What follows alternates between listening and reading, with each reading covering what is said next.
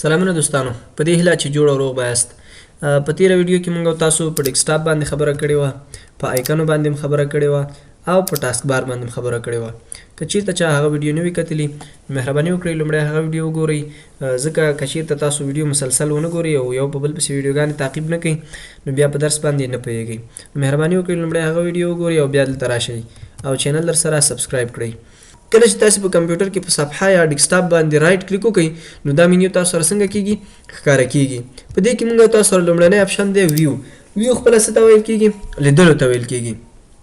اوس دلته د څه کار کوي، دلته موږ تاسو سره د آیکنو څخه بحث کوي. د څه څخه آیکنو څخه ګورئ په ویو کې موږ تاسو سره لومړنی اپشن دی لارج آیکن. دا آیکن موږ تاسو سره غټوي. میډیم آیکن موږ تاسو سره نارمل حالت ته راولي او سمال آیکن موږ تاسو سره آیکن وړي کوي. ګورئ عملي کې تاسو ته ښیم که چیرته تاسو راشي ویو ته لارج آیکن واخلئ نو د آیکن به موږ تاسو سره څنګه شي غټې به شي. دا وګورئ دا هغه خلک د ځان ته داسې برابروي چې د هغوی نظر کار نه کوي.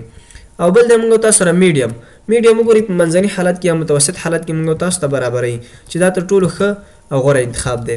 مطلب اکثره خلک په همدې کې خوښوي. بل دی موږ تاسو سره سمال آیکن چې بیخي آیکن موږ تاسو سره وړي کېږي او چې سترګو ته لیدل بیخي سخت وي نو میډیم آیکن اخلئ. میډیم ډېر خوندور اپشن دی.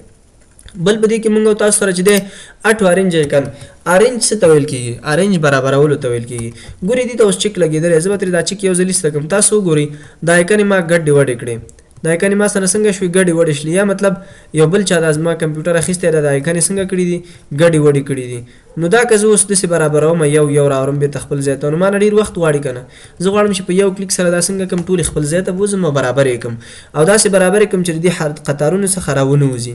نو زه به راشم رایټ کلیک پاپ اپ مینو، په پاپ اپ مینو کې ویو او ویو کې اټ اورنج آیکن. اورنج خپله تنظیم ته ویل کېږي. ګورئ دا آیکن ما سره څنګه شوې برابرې شوې. یو قطار یې واخیسته ما سره، کله چې د یو قطار نه اضافه شوې دویم قطار ته راووتلې. که چېرته د دویم قطار نه اضافه شي ګورئ زه دلته یو فولډر جوړوم، ګورئ دریم قطار ته راووتلې. داسې خو نه کېږي که نه چې مطلب دلته راشي.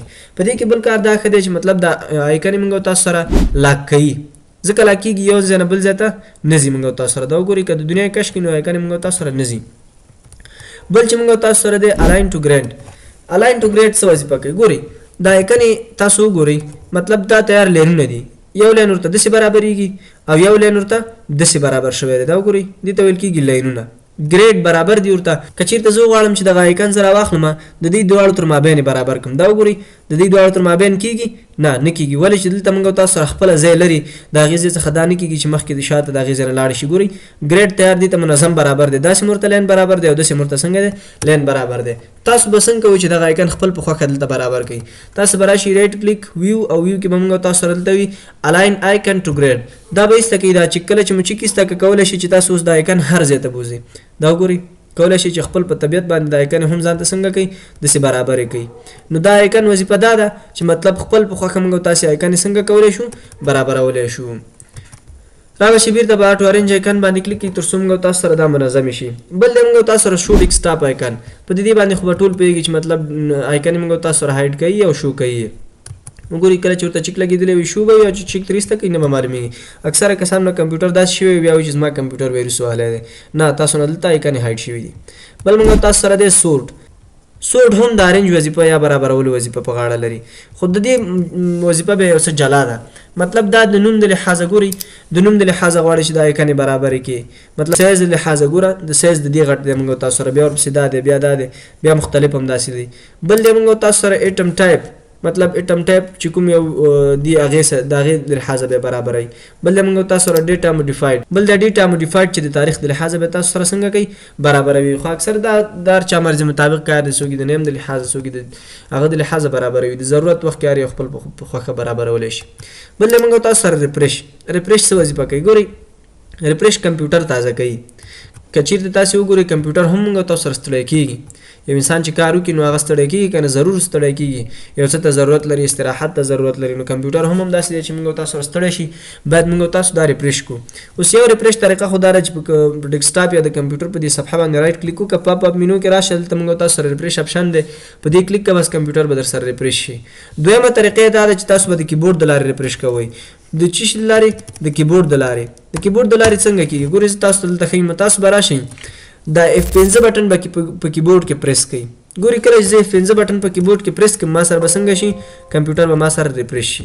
تاسو وګورئ زه به دلته راشم دا F5 بټن به پریس کوم ګوري کمپیوټر به ما سره ریفریش شي دا ګوري ښه دا خو دوه طریقې شوي. اوس دریمه طریقه څنګه ده تاسو به راشئ دې ته ویل کېږي وینډوز بټن چې په کیبورډ کې موږ تشریح کړې وه که هغه ویډیو چا نه وي کتلې مهرباني وکړئ هغه وګورئ تر څو د کیبورډ بټن ټولې وپېژنئ.